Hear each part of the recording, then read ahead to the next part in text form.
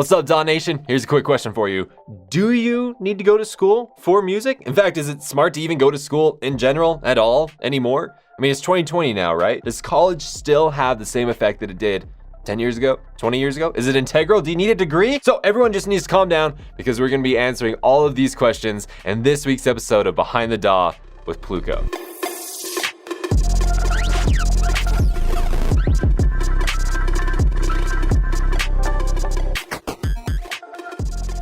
What's up, DAW Nation? My name is Wyatt Troy. I'm a music producer much like yourself, and I want to welcome you to another episode of Behind the DAW. Now, if you're new to the series, this is a series where we interview huge music producers, music industry experts, singers, songwriters, sound designers, everyone in that kind of room space on an emotional, philosophical, branding, marketing, and overall music business basis. So if you want to keep learning from huge people in the music industry, huge music producers, people of that nature, so that you can, number one, get better at music, number two, make a bigger impact with your music, and number three, start making a living off something that you're actually passionate about, then go ahead, go right below this video and hit that little subscribe button, as well as ticking the little notification bell so that you get notified every single time that we put out a new piece of content. Also, if you're on the podcast, welcome. We love you. It's so awesome to have you here. Obviously, you can't go below the video because there's no video. So go ahead, hit the follow button, subscribe button, whatever's on the particular platform that you're listening on, Spotify, iTunes, Google Play, Deezer, SoundCloud, wherever you are, doesn't matter. Go ahead and hit the subscribe button, follow button, whatever it is, so that you can keep partaking of our content as well. So now, DAW Nation, the big question is, what are you going to get out of this week's episode? That is a fantastic question. I love that question. So like I mentioned in the intro of this episode, we are going to be interviewing Pluko, who, if you don't know who he is, come on. The dude has like between 400 and 500,000 monthly listeners. He just graduated high school in 2019. What? That's amazing. Wouldn't you want to learn from someone like that? I would. So obviously, he's doing something right now. But what are you going to learn in this week's episode? There is a whole bunch of topics that we're going to be covering this week. However, a few of the things that we're going to be covering that you can plan to walk away with are, number one, is it bad to be obsessive, or is it good to be obsessive? Is it, if there's a song, a mix, a snare EQ, you know what I'm talking about. If there's something like that, and you obsess over it, is that to your benefit, or is it to your detriment? Is there a healthy obsession, an unhealthy obsession? We're gonna be talking about it. Second thing that we're gonna be talking about is, should you lower your expectations as a music producer, as a musician, as a songwriter, singer, sound designer, competitive chess player? So when the going gets tough, when things get hard, when things get in the way, trials show up, hurdles show up, should you lower your expectations? Is it better to do that? Is it? Or should you rise to the cause? Also, is there expectations that are just inhuman? There's just no way that you can ever achieve those things, and you should lower them. Is that a thing too? We're gonna be talking about all these things. The third thing that we're gonna be talking about is the importance of making your own schedule as a music producer. So I have talked to an enormous amount of music producers, and the vast majority of them are like, I'll go to sleep when I want, wake up when I want, do what I want when I want, and that is going to provide the most success for me. Guess what? It's not. That can't happen. The thing is, we only have a limited amount of time on the earth, and we need to take advantage of that time. And the best way to take advantage of that time is by creating schedule and structure. Anyways, I've already given away too much information about that subject, but we're gonna be talking about it in great detail. And then finally, the fourth thing that we're gonna be talking about is the thing that I mentioned at the beginning of the episode. Do you need to go to school? Is it integral for you to go to school in 2020? Do you need to do that? Is it integral for your career? Is it gonna help you, or is it just a waste of time? Is it a scheme? Is it just going to teach you habits that are not gonna benefit you in the long run? We're gonna be talking about all these things, answering all these questions in this week's episode. So before we get into the episode, I do need to mention that this week's episode is sponsored by the Zodiac Masterclass. Now, if you haven't heard about it yet, where have you been? Come on, it's absolutely amazing. We've had so many people sign up for it already.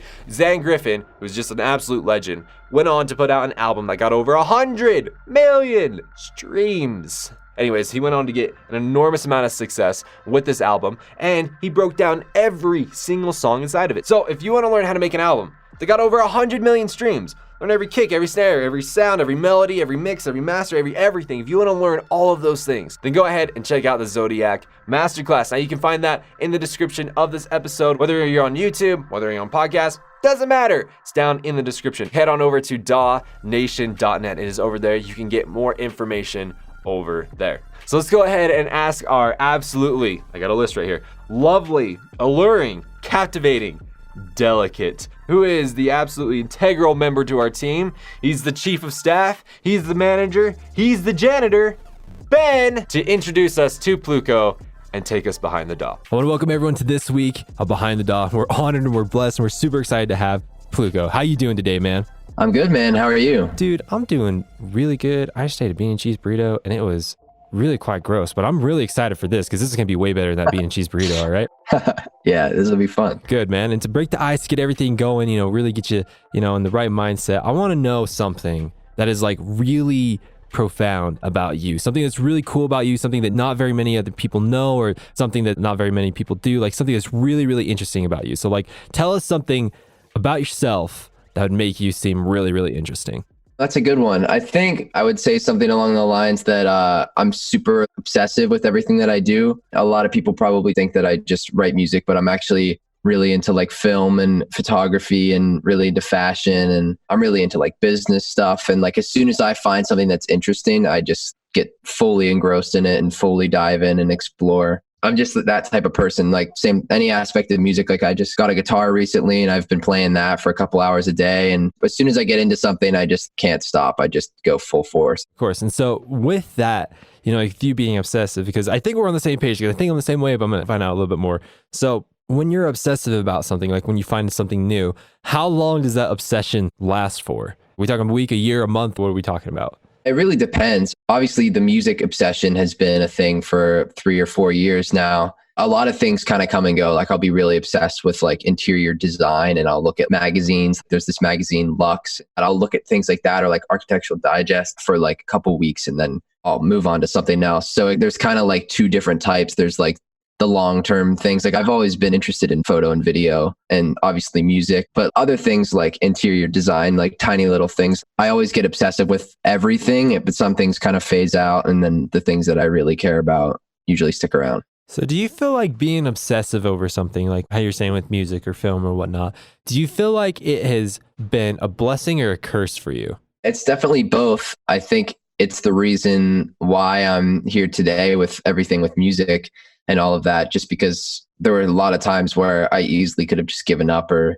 compromised for something that was more traditional. Like I just graduated high school and all my friends just went to college, and it feels really weird that everyone's going to college. And I could have compromised and gone to college and put music in the back seat, but I'm still going full force and still want to push everything out of this. So it's definitely a blessing in that way. I mean, I get super invested in people, which can kind of not end well. And I like expect a lot from people just because I'm so like invested in them. But lately I've been getting a lot better at kind of lowering my expectations and letting people be people, and just kind of like not having expectations for anyone, I see what you're saying. I think that people that are going to be listening to this podcast, they're going to start putting the pieces to the puzzle together in their mind, which, they could theorize and say that you're quite young to see the success that you've been having.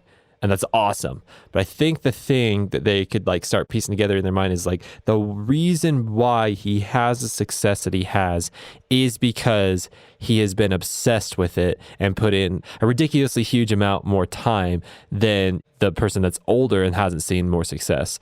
Would you say that the reason why you're seeing so much success at the age that you're at is because of the obsession that you have? Oh yeah, absolutely. I definitely would give 100% credit to that. I mean, I've always loved music, but I became so like obsessed with the rise of like electronic music on SoundCloud that I was like, I can do this. Like I could totally make this. So that just the obsession with being a fan turned into me wanting to write it. And then it turned into me wanting to learn everything behind it, from the music theory to the technical stuff of Ableton and all of that. So I would give 100% credit to that obsession for who I am today. Yeah. Amazing. Obviously, in order to make it in music, in order to do anything, to be successful in anything, you do have to put in an extraordinary amount of time and effort. And I foresee someone maybe looking at like, well, when you're obsessed with something, could mean like an unhealthy relationship. It could mean you're putting in too much. It could lead to bad results, because when you're obsessed with something, not only do you want to do it all the time, but then it consumes your thoughts. And if things aren't going the way you wanted to, it can completely destroy you. So let me ask you this. Do you feel like your obsession that you have with music is actually a healthy one? Yeah, I think it's pretty healthy. I mean, when it comes to all the technical stuff, like I recently announced that I'm finishing up my album and I've been kind of coming to an end on that. And the obsession is definitely like, there's a lot of tracks where my whole team is like, this is really solid. And I thought it was really solid. And then I keep listening to it and I keep hearing these things I need to do to it. And then I have myself fully convinced that it's a garbage song. Like I said, I've been getting a lot better with kind of controlling that and just distracting myself with something else or writing a completely different style of music. Because right now, as far as the album goes, there's not too much that I need to do on the production side of everything. It's more of just all like the business side of everything. But just the fact that I have it and I still have the chance to do stuff to it kind of drives me crazy sometimes, but not in like a super bad way. You know, it's not like I'm losing my mind or anything like that. It's definitely not that bad. But yeah, I definitely catch myself worrying about things a little too much. I mean, a really good song and I'm thinking that it's sounding like garbage. And then I take a step away from it or I play it for someone that's never heard it before, and seeing their reaction kind of puts me back in reality and makes me realize that the song's not as bad as I think it is. I think you're right. You're hitting the nail on the head of what I was looking for, is that obsession in some regards can be really, really good, like what you're saying, because you've been so obsessed with everything, you've been able to move forward so quickly. But on the back end, usually a price that you have to pay for that type of obsession is like the mental instability that comes with that. Because you're obsessed with it, there are things outside of your control. And when there's things outside of your control inside of an obsession, it drives you freaking mad. For a really great example, right? One of the things, because I'm much like yourself, like whenever there's something, I want to know everything and everything there is to know about it. That's why when I got into Marvel movies, all of a sudden now I know like everything that you could ever know about Marvel movies because I was so obsessed with it. But one of the things over the last year or so that I've been really obsessed over is internet marketing, and in particular like using social media marketing to grow businesses and to grow like fan bases and stuff like that. I've been so consumed by it. And over the summer we launched a course, and you know, I was so obsessed with it that when I didn't see the results that I wanted to, even though most of the time I did see the results I wanted to and even better results than I thought I would have, the times when I didn't get the results that I wanted to, it consumed me. That's all I could think about. When I was with my kids, that's all I could think about. When I was trying to sleep, that's all I could think about. When I woke up in the morning, it was the first thing that I thought about, and it was so consuming. But so what you're saying is that you don't have that right now, right? You don't have that type of consuming nature. Is that what you're saying? I don't know. I feel like I learn really quickly, and I definitely learn from like my mistakes. For example, like I'll put out a song and I think it's going to do super well, and it does absolutely nowhere near as well as I thought it was going to do. And like stuff like that used to just totally consume me. I think that I've been learning a lot lately about dealing with that and what you create, all of the reactions that are happening from that, just taking all feedback as good feedback and just learning from it and just doing it better the next time. You know what I mean? And I've tried to kind of flip that whole thing around and not dwell on anything, because life's too short to dwell on stuff. And you're not going to get anywhere if you just keep kicking yourself over this song not getting 1 million plays, or you're looking at this person and seeing what they're doing. Why can't I do this? You know, you can only learn, you can only get better. And I just like to stay as positive as possible, because that's the best environment for this kind of work and for any work, honestly, and for life in general. You bring up a really good point of like releasing a song and not seeing the statistics that you were planning to see. That's probably one of the most discouraging moments of any music producer's career, just because I can guarantee, like, at least for most people, the first thoughts that come into your brain is it really that good? Am I really supposed to be doing this? Did I do something wrong?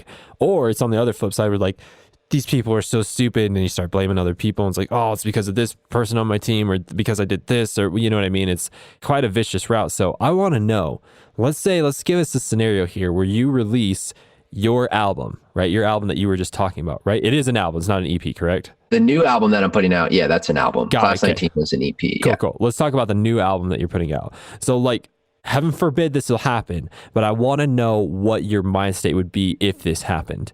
What would you do if the release date came and you saw like 1/10 of what you were hoping to get?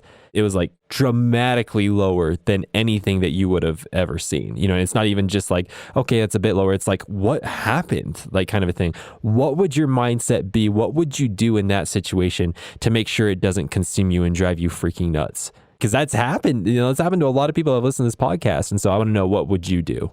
I mean, I've really been taking my time with this and getting as many opinions on it and making sure everything's perfect so that that doesn't happen. But if it would happen, the first thing that would come to my mind would be trying to find some sort of blame for it, whether it's the music not being good enough, or people not working hard enough, or people at X streaming service not giving it enough attention, or not even listening to it, whatever it is, not putting it in playlists. I would instantly try to get to the bottom of why it happened. But yeah, I mean, like I said, I would just keep growing and keep pushing through. I mean, lately I've had the mentality of like, I'm not going to college and I'm jumping straight into the quote unquote workforce, but my friends are going to be in school for the next 4 years. And I like to think that I'm still learning over those next 4 years. So I really don't want to put any high expectations on myself until I would be going into the workforce anyways. You know what I mean? I think right now I'm just kind of going full force with music, but I still understand that I have a lot to learn. I just want to make music that I love and that I hope other people love and just put it out and just see what happens. You know, that's kind of the point where I'm at.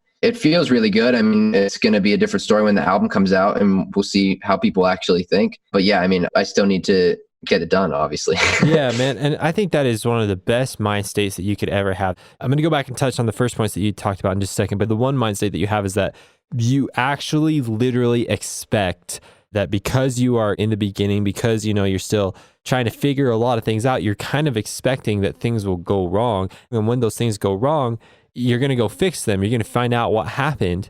And what was the words exactly that you said? You said something to the extent of you realize that you're still in the beginning. And so things are going to go wrong. And that's okay. That's totally fine. You're expecting that to happen. It kind of makes me sick inside to think about all the careers in music that people quit because they didn't have that mindset. They had the expectation that the first time they released something, it was going to be amazing. And then it wasn't. And they're just like, oh my gosh, I must suck, or just people aren't ready for my music or whatever. And then they just quit. And like, it makes me sick to think about that because I'm sure that has happened a lot, like a ton, like probably the majority of the time. But I really like how you're saying that if something happened, for example, if you release this album and again, heaven forbid, it did dramatically worse than all of the expectations and hopes and statistics would say, that you'd be like, okay, there is a reason why this is happening. It's not just some mystical occurrence that no one can explain and we're just got to accept the course of reality.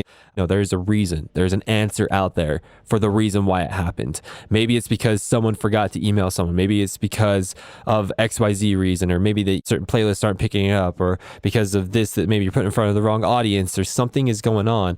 And so then you will take the step forward to figure out what that is and then to fully implement it, to be able to fix it. Yeah. Is that what you're saying? I think that with every aspect of life, everything happens for a reason. That's like my biggest kind of philosophy behind everything, whatever it is, family, music, business, anything.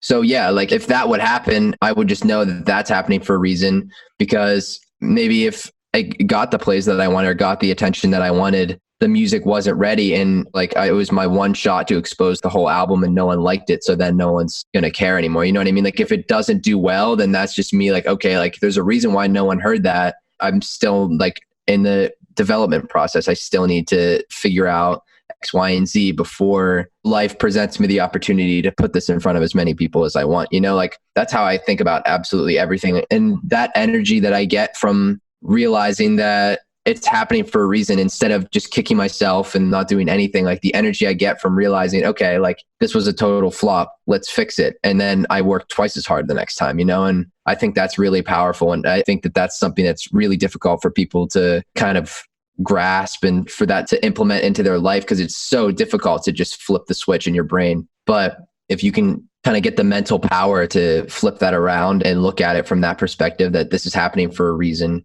now you need to double down and make it 10 times better. Dude, I totally get it. And I'm starting to connect a lot of dots in my mind. For example, it's going to seem like I'm trailing off a little bit, but I promise I'm not. I'm going to come back and it's going to make sense, okay? I remember when my wife and I were first married, reading this book. And in the book, it talks about if couples spent as much time on their marriage as they did planning and executing their wedding, their marriages would be better than they could ever imagine. Now, thinking about this, I'm so guilty of putting in so much time into learning the craft, into creating the song, and to putting the marketing and the release schedule together. But I do not put in the time to create an OCP. And an OCP is an oh crap plan, where if something goes wrong, you have a plan in order to figure it out. You're like, oh crap. Maybe your song gets taken down because the algorithms think that you're sampling someone else's song and now you can't put it up. Maybe so-and-so gets really mad that you put it up because whatever reason, right? Maybe this, maybe that, maybe something in between. You need to have an OCP, man. You need to have an oh crap plan, where if something doesn't go right, it's okay. It's okay that it didn't go right, and you're just going to go through and you're going to figure out what it is and you're going to fix it. Can we agree with that? I mean, nothing is ever going to always go right. I mean, even the people that you see that right now, it seems like everything's going right, they'll always be running into obstacles. Life isn't perfect, not for anyone, not for the biggest stars in the world, and not for the kid in his bedroom trying to figure out how to write beats. It's not all going to be ups. For an example, when I first started putting out music with my friend, I put out this track, Breath, and it's kind of like my first track that did really well. Seeing those numbers happening and all that stuff was just so exciting, and just totally rewired my brain to be like, the next one needs to be better. And like the next one needs to get double as many plays, and that whole kind of mentality. And I soon realized that clearly that doesn't happen. And not every single time is going to be exactly what you want. You're going to get some slaps in the face. And that was a tough lesson for me to learn. I was 16 at the time when that track was blowing up. And the next couple of tracks I put out after that did pretty well, but they just weren't doing as well as the first one. And so my expectations were really high. And I was like, what's wrong? Like, why does no one care anymore? You just kind of have to realize not everything is going to go your way. And if it's not, then there's something that you can do to fix it. It's happening for a reason.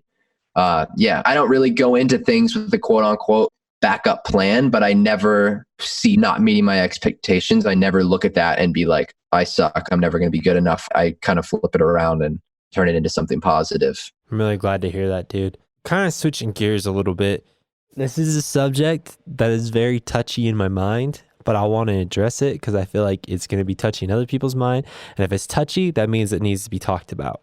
And it's the concept of schooling and everything of that, and going to school, and especially with music producers and people within the music industry, there's this constant battle of, should you go to school for music? Should you not go to school for music? Should you go and get a degree in something else to have a backup plan? There's like all these pros and cons and stuff like that. But man, I can't tell you how many phone calls I hop on every week of people asking me like, should I go do this school? Should I go to that? Should I go to college? Should I, so on and so forth. So I want to know, man, what is your genuine thoughts about going to school as far as college in general? Yeah, that's a great question.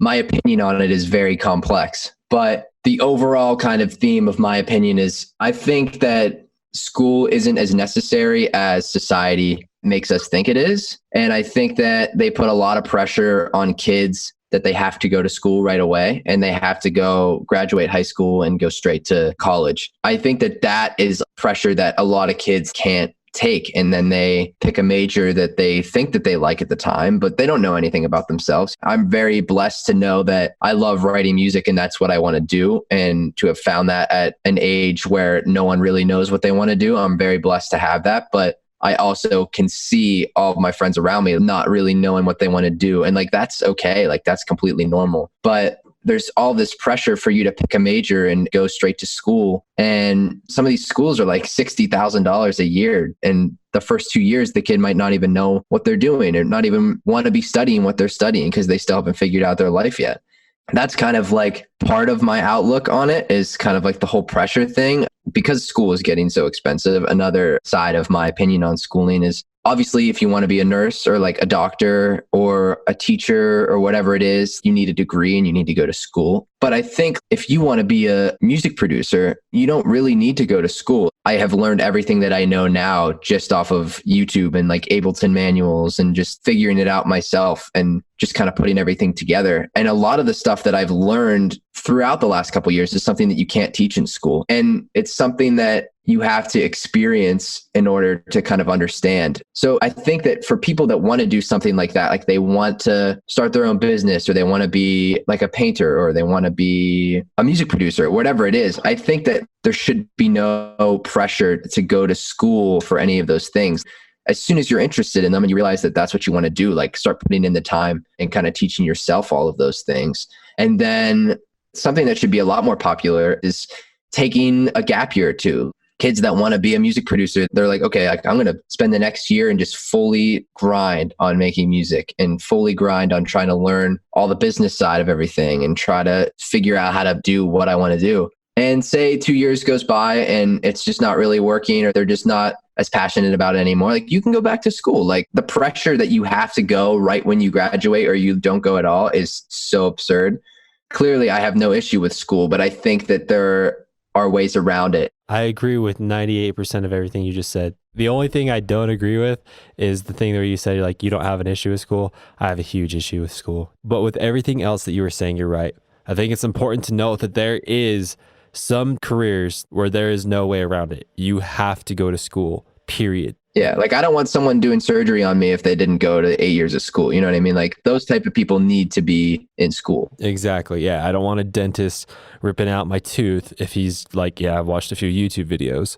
You know what I mean? Exactly. I don't want a lawyer that's like, yeah, I used to watch Law and Order all the time. I'm good. There's those type of careers for sure. But I would say that those type of careers are the marginal examples. That's like, I don't know, less than 1%. The rest of the vast majority of careers that are out there do not require a degree. Our society has just kind of melded that into us that they need it. I mean, you're talking to someone who has a degree. And the other night, I went back to my old college and walked the campus. I can't begin to explain to you how sick I felt on a lot of different levels. And the reason why is because if I would have took the time, that time and that money that I spent at that university, and I would have listened to the inner voice, because the inner voice was always there saying, I kind of feel like I'm wasting my time here. I kind of feel like I should be doing other things because right now I have an interest in music, but I'm sitting in this biology class that has nothing to do with music. I'm sitting in this chemistry lab that has nothing to do with music. I'm in this math 990 class that has nothing to do with music. I'm spending an inordinate amount of time every single week dedicated to these classes where if I would have dedicated not only that time, but that money into learning the things that I would have wanted to, my gosh, the progression that could have came from it, it's just kind of sickening to realize. But then what makes the sick feeling even more is that was just with me. What if this was on like a national level? What if this was with so many other people? What if it wasn't just with music producers, but it was with woodworkers and business owners that want to start a restaurant and painters and dancers and all these other kinds of things? What if it was on a national level? Well, guess what it is? So it's not just me. It's an entire nation. I mean, I'm not totally against school, obviously. I think that there's a lot of great things that come out of school. I mean, I definitely agree. It's way, way overpriced. But for a lot of people, especially nowadays, there's so much opportunity to explore and figure out kind of who you are, all thanks to like the internet and just the connectivity that we have now. I never would be anything close to a musician at all if it weren't for the internet and for SoundCloud and for all of that exposure. You know, I would probably be going to school right now to be like an architect or an interior designer. That's really what I used to be into. And I probably still would have been into it if I never had that sort of exposure. And a lot of people like Gary Vee and stuff like that, people are kind of seeing them and being like, okay, like if I want to make a clothing company, like I don't have to go to school to learn how that whole thing works. I can learn online and do it myself and save the money and use YouTube as my teacher and learn from that. I think that it's such a powerful tool and it can completely create careers and inspire people to do like incredible things. But for someone that's lost, if they have the opportunity to take a gap year and like if their parents are cool with them like staying at home and still kind of figuring out their life, and then maybe during that time they realize, okay, what I want to do, like I can do it without going to school. Instead of spending over the course of 4 years, spending 6 figures worth of money going to school, I can spend $10,000 to start up my new clothing company. You know what I mean? Like spend 10% of the money that I would have spent and do what I really want to do and do it now and not have to wait 4 years. There's a lot of opportunity now that's different than how it used to be. And I think the whole college thing is going to change over the next 25 years because right now, like college tuition is going up greater than inflation, which is like insane because these prices are just going up for absolutely no reason. Every college is just kind of doing it because all the other colleges are doing it. And it's just getting so out of hand. I think people are going to start to take a step back and be like, okay, why are we doing this? Either that or the schools are going to have to kind of like, one, get cheaper, and two, kind of adapt to this new change in technology. And nowadays, like if you're getting a degree in some sort of technical or like modern degree, by the time you're graduated, it's going to be so outdated. You're going to not even be able to get a job in that. I don't know. There's just so many aspects of it and I could talk about it like all day long. Bottom line, I'm not opposed to school, but I think that there's a lot of ways around it. And I think that there's way too much pressure on kids and it's cracking them and it's making them make decisions that they don't really want to do. And I think that that kind of needs to ease and kind of let kids breathe and figure out who they are rather than like snap and make them figure it out in a couple of months, you know? You're absolutely right, man. And you're right. And I should clarify that there are some good benefits to going to school. It's not that school is evil and not going to school is the best thing. I'm not trying to say that. There's definitely a lot of good things. Like, for example, I met my wife at college. How fantastic is that? There's tons of great things that can happen like that. Like if I was going to school, I'd be going to Penn State University, which is where my parents went. And it's just what I would want to do. It's only like 40 minutes away from my house. And it's kind of just like hometown. And I'll go up there on the weekends and hang out with my friends that are going there and go to the football games. It's a lot of fun. And I can tell that they're having like a great college experience there. There's a lot of things people say like about the college experience, and I'm not getting the full college experience right now, but I don't really think I'm like meant to get the college experience. I've kind of had the adult experience and like the going out and flying places by myself and playing shows by myself and kind of figuring life out. But at the same time, like I love to have a ton of fun with everyone that I meet, and obviously all my friends still back home. I think I have a pretty good balance between the whole like quote unquote college experience and also still working a lot and still grinding, you know. I see what you're saying. You're right. There's a lot of cool things and good things that could happen inside of school. It's definitely more so like the price for value offset is what I'm trying to say. You know what I mean? It's like, well, of course there's value in eating this cheeseburger, because if I eat this cheeseburger, you know, I'm not going to die. I'm going to have food to sustain me. But what happens if the cheeseburger is $10,000? It's like, oh, I don't know about that. There's still good things that happen at college. It's more so like, is the value for price ratio still there? Yeah, I mean, I think the ratio is going down a lot. More and more is not worth what you're paying. And like I said, I think that humanity is too smart to continue to let that happen. So I think that there's going to be a big change. My prediction over the next 25 years is that either a lot of people will start to not go to school, or the schools will hopefully kind of get a little more smart and kind of adapt to how everybody is changing and get cheaper and more valuable for what you're learning versus continuing to go to school except paying 60 grand a year. Hopefully everyone kind of gets it together there. I really hope you're right, because it's really painful to watch. So we went down that route. That was a very good route. I'm glad that you walked down that route with me. You know, one more thing just to quickly add on top of that is that, you know, I think one of the reasons why society has told us so much that school is kind of like that necessary ingredient into a successful life is I actually believe it's a half truth, because I believe that came from past societies. So past from our parents and our grandparents' age, when really it's this thing that you get from school that actually allows you to have a successful life. But people think that the only way to get that thing is from school. And really what that thing is education and knowledge and wisdom, right? If you have education, wisdom, and knowledge, you can do anything. You can convince anyone to do anything. You can sell anything to anyone. You can go into any business and thrive. As long as you have that education, wisdom, knowledge, you know, trifecta, you're good to go. And back in the day, when we didn't have YouTube and the internet and online courses and online mentors and things like that, college was only the real, like, realistic thing that you could do to get what you were looking for. Where nowadays, that's absurd. You can get it anywhere that you want to now in any subject. You could go to YouTube, and if you wanted to learn how to play the centaur, I know one of them is a horse person and one of them's an instrument. I don't know which one's which. But if you want to learn how to play both, well, guess what? You can go to the internet and figure out how to do it. And for like way cheaper than any college is offering at all. And so that's why I still think the cultural score and the cultural influence that comes to school and stuff is kind of rooted in that thing where it's like, well, in order to get like this secret key, the secret upper advantage and all that kind of stuff, you have to go to college. I just don't think that's the case anymore. The evidence doesn't prove that. It's very outdated. But I also think that obviously we have the internet and we have all these great tools, and they can teach us everything that we need to know to be like the most successful people in the world. But you can know as much as on the internet and still not be successful. I honestly credit like 50% of what I know about everything about music and the industry to the internet, and a lot of it to just experiences with people. Like clearly I learned how to like compress from YouTube and stuff like that. But like getting inspiration from human interaction and learning from people and kind of like taking advice from people and seeing what you're doing is reflecting on other people. And like the experiences that I've gotten, if I wouldn't have had any of the experience outside of my studio and my house of me writing music, I would be nothing. I think that going out on my own and getting on planes when I was 16 to fly and meet people that I've never met before and play in front of people that I had no idea if they knew my music or not. Like that whole concept and everything that came along with it, I think really shaped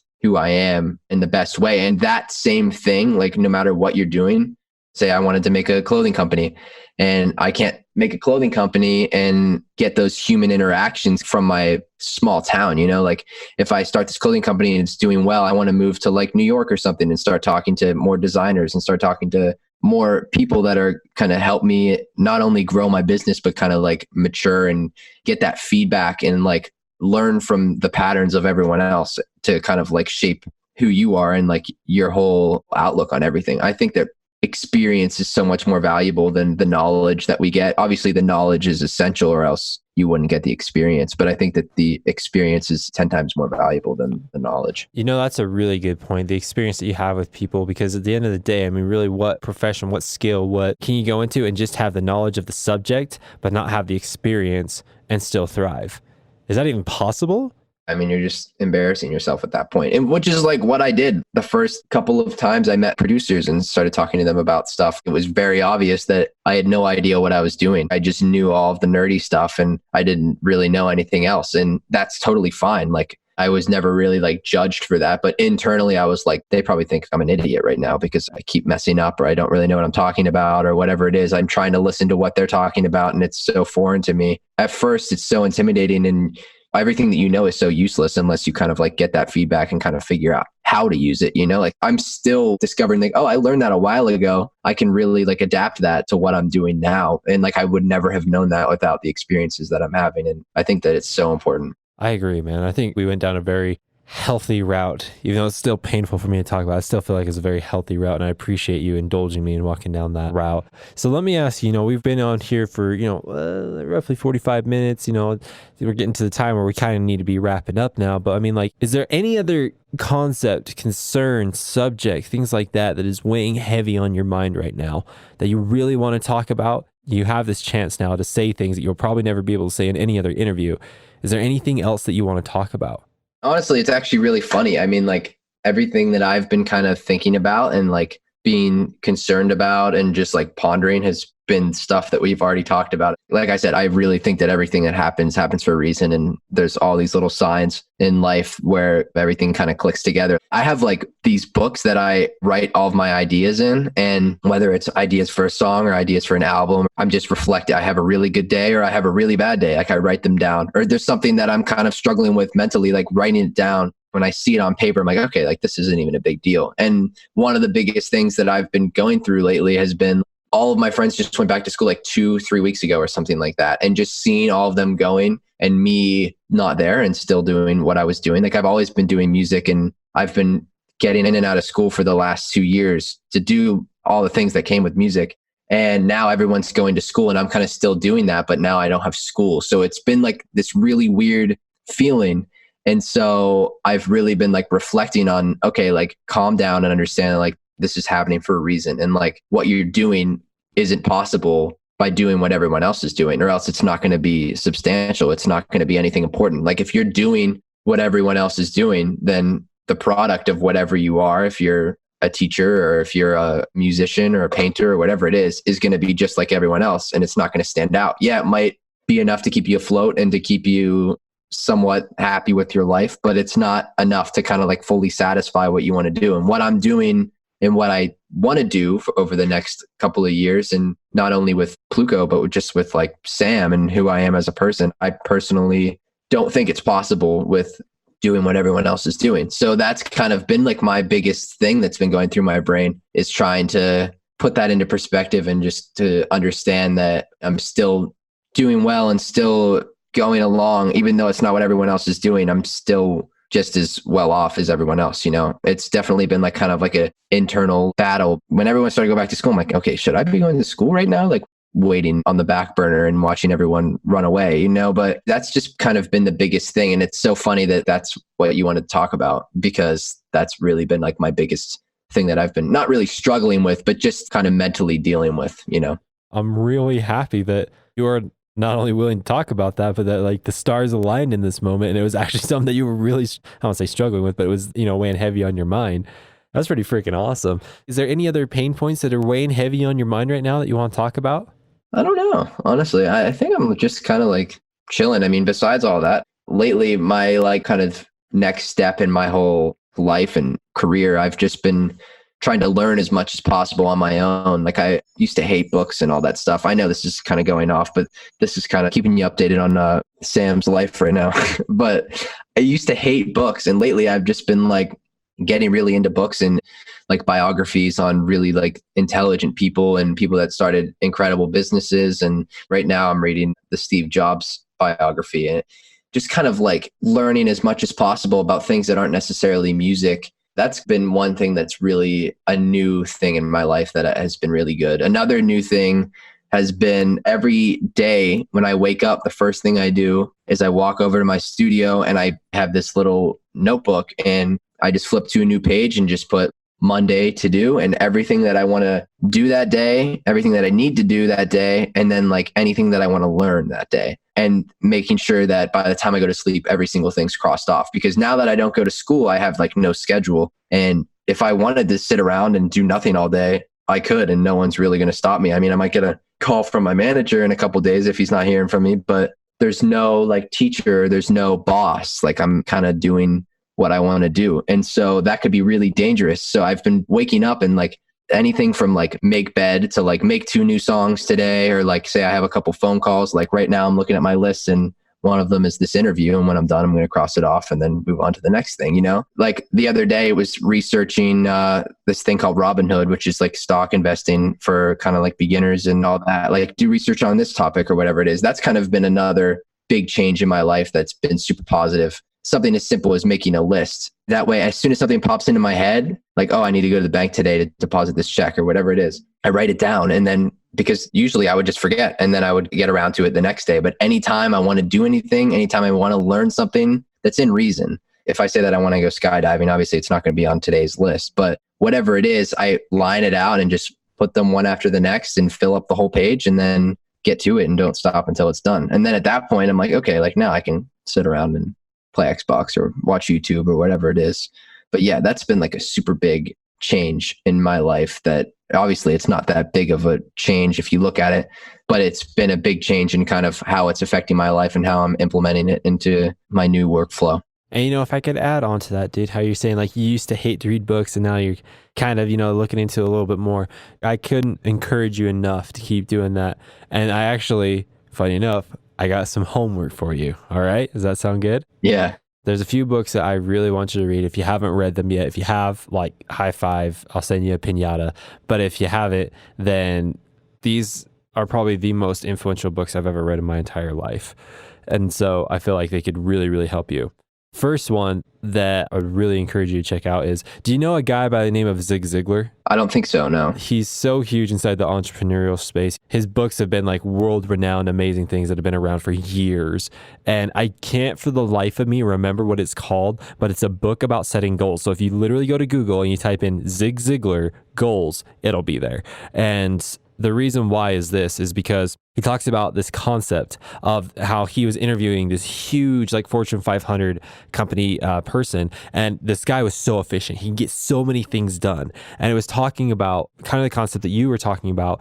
He does it a little bit different, but basically is this: the way that he was able to get so much done and stay so efficient and grow so quickly is because every day he had these things called the Big Six. He would take a little card that he could write on. He'd write down everything he needs to do. And then he would bring up the 6 most important things that needed to be done. And he knew that if he got those 6 things done, it was okay to wait to the next day to get another 6 things done. And if you did that every day and you got the most important things done every single day, you didn't go to sleep until those 6 things were done, the amount that you would grow was exponentially through the roof. It was insane. You just reminded me of that and I wanted to bring it up. Like, it's absolutely incredible. And then the other thing, he really focuses on like the power of goals and how to set them properly and stuff like that. And the story that he used, that he said in this that really, really resonated with me was this. He's like, imagine a guy who was blindfolded and he was shooting a bow and arrow and he hit his mark like a bullseye, like right in the middle of it. That'd be astounding. People would be like, oh my gosh, how could he do that without seeing it? And he's like, let me ask you an even better question. How do you hit a mark that you don't even have? And that was kind of like the entrance into setting goals and setting goals properly and everything. It's like, yeah, how are you supposed to achieve a goal if you don't even know what the goal is? That's the first book that I would highly encourage you to check out. All right. Does that sound good? Can you check out that book? Yeah, that sounds like exactly right up my alley. Yeah. Okay, I have it perfect. on Google right now. Perfect. The second one that I want you to read, actually the next two are from a guy by the name of Andy Andrews. Have you ever heard of Andy Andrews before? I have not, no. This guy is more of like how do I say this? Zig Ziglar is very good at giving you like actionable things to do and bringing up concepts here and there that'll motivate you. Andy Andrews is the best at like putting the internal fire inside of you and igniting it so much that it gets you super pumped to get everything done that you want to get done and like just fill you with passion and happiness. Like he's that kind of guy. And the first book that I want you to check out is called The Traveler's Gift by Andy Andrews. By the way, you don't have to read any of these. You can listen to all these if you want to. Are you a reader or are you a listener? More of a reader. I honestly never listened to anything. I was neither. I didn't even start reading books until like 2 months ago, honestly. But yeah, it used to be something that I had a lot of trouble like paying attention and kind of like comprehending everything. But it's funny, as soon as I get out of school, I don't have to read any of the books that are kind of forced in front of me. I all of a sudden have this interest in books that I care about. And now I'm actually reading them and understanding them. Which is awesome, dude. Which, by the way, if you're more of a reader, which some people are, that's freaking awesome, then read. If you want to give listening a try, because to be honest, I can't read that well. My mind is the way it works. I just can't focus. But listening is like the greatest thing in the world. Anyway, so just for anyone that's listening, if you'd rather listen, high five. It's not only an option, it's a great option. Anyways, Andy Andrews, The Traveler's Gift. I would highly encourage you to do that. I can actually say that that book is one of the number one books that absolutely completely changed my life and the way that I viewed the world, the way that I viewed my decisions, the way that I viewed my happiness, the way I viewed everything. It's like I've read that book like 6 times and every single time I'm like left in tears because it's just the power that comes from it. All right. All right. Yeah, I have that one pulled up too. Perfect. The third one is also from Andy Andrews. It's called The Bottom of the Pool. And if there is one book that I've literally read in the last year to 2 years that like completely shifted my thought process with to how to view growth and how to view like business, dude, that book will blow your freaking mind because all of a sudden you're going to realize the tactics that are taught in there is things that are with not only within any industry, but particularly in the music industry. And you're like, oh my gosh, everyone should be required to read this because the music industry would be completely different if they incorporated what was in this book. And so go and check that one out as well. That one's really, really good. And then the fourth and final suggestion I have for you is called The 10X Rule by Grant Cardone. Have you ever heard of him before? No, I know Grant Cardone, but I've never read or heard of that book. No. Perfect. 10X Rule. It really focuses on how to really view your potential and being able to do things. Basically, it's this, is that there is this very common and very painful belief inside of society of a roof of potential. We all kind of say like, oh, the human potential is unlimited, but who really thinks that?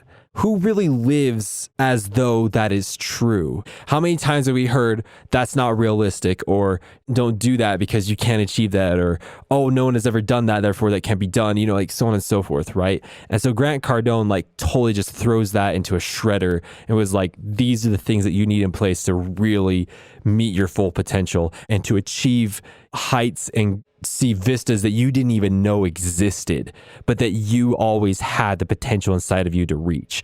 Now, I come from a small town, much like yourself. You come from a small town, about 8,000 people, right? Yeah, very, very small. Yeah, I come from a town of 244 people. So I know the small town mentality of, you know, the most that you will ever become is the owner of a farm. And that's really painful to really admit that, like, oh my gosh, that was the mentality that I grew up with. You see what I'm saying? Yeah. But those are some, you know, hardy books to get into, not only for yourself, but for Daw Nation that's listening as well. But are you excited to check some of those out, my dude? Yeah, man, those sound really good. I mean, I definitely want to check out the 10X Rule. That sounds like something really good. But yeah, I have them all pulled up, man. I mean, as soon as I'm done with this book, I'm not letting myself buy new books until I fully finish one. So that's a great idea. Yeah, that way I actually get them done because my attention span isn't the greatest. So sometimes I kind of am like, I want to move on to the next one. But yeah, I got to finish this one first. But thank you for recommending those. Those Absolutely, are great. dude. And that's really great. I'm really proud of you for doing that, for finishing what you have and then moving on. Don't get shiny object syndrome. Finish what you got, then move on. I like that. Yeah. But no, dude, this was a really great interview. Is there anything else that you want to say to Daw Nation before we head out? No, nothing too deep other than thanks for having me. And thanks for some good, intelligent questions that kind of get the brain moving. I like that. I'm happy, dude. And it was a pleasure having you. So the last and final question, like, did you have a good time with all of this? Absolutely. Yeah, this was great. I love talking about stuff like this. This is usually a conversation that I have privately with my friends that are going to school, or like my parents or whoever it is. I feel like I don't talk about this kind of stuff on my perspective of like my whole like music side and the whole Pluko side. So I'm glad that I could share my mentality and kind of the way I look at things with everyone. Thank you for providing me the opportunity to do so. Yeah, this was great. What's up, DAW Nation? Did you enjoy that? Did you learn a lot? Now, don't head out yet because the episode is not over, because there's a few things that we need to cover before this episode is over, okay? But before we cover those things, I would just like to remind you that if you like this episode, go right below this video, or if you're on the podcast, go somewhere around the podcast. It might be the left, right corner. I don't know. It's somewhere.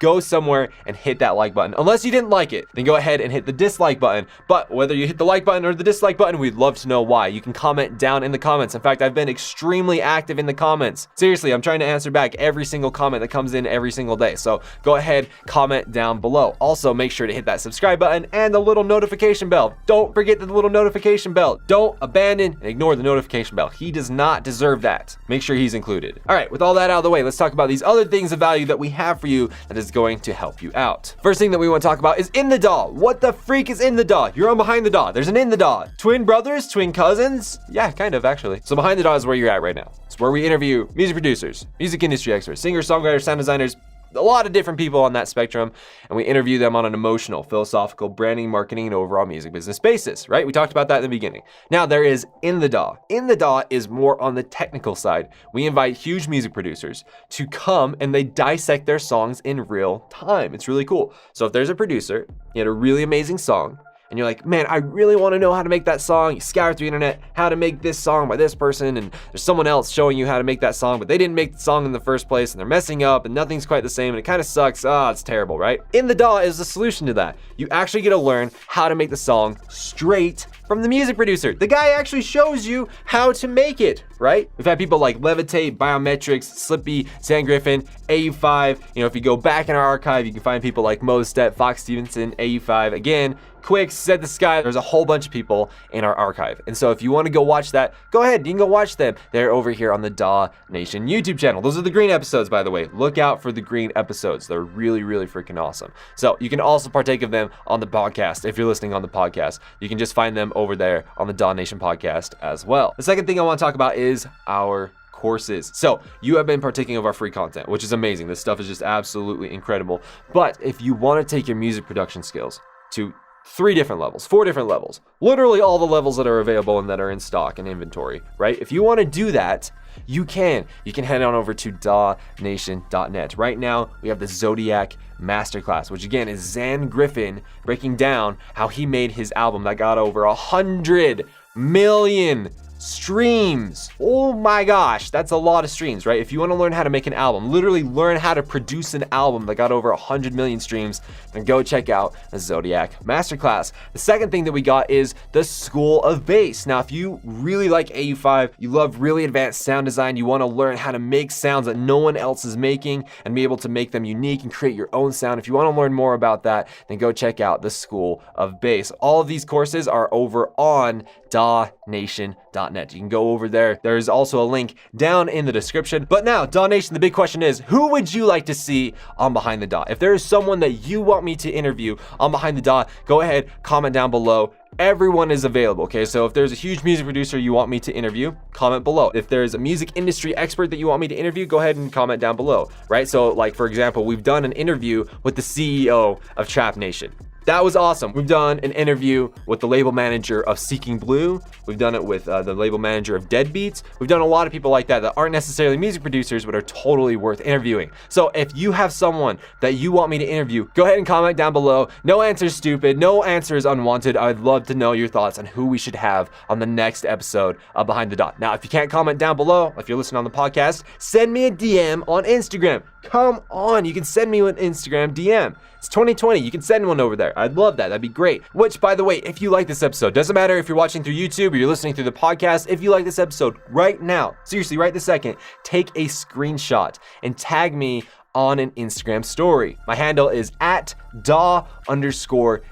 I would love to hear from you. I would love to know what you liked in this week's episode. And So you might even get a little something if you do that, okay? So go ahead and tag me on an Instagram story and tag Pluko as well, okay? That'd be really, really cool for him. So DAW Nation, I really hope you enjoyed this week's episode of Behind the DAW. So I would highly encourage you to come back here next week for our next episode of In the DAW. So if you want to check out In the DAW, come back here next week. But DAW Nation, thank you so much for coming through this week. And with that being said, we'll see you next week.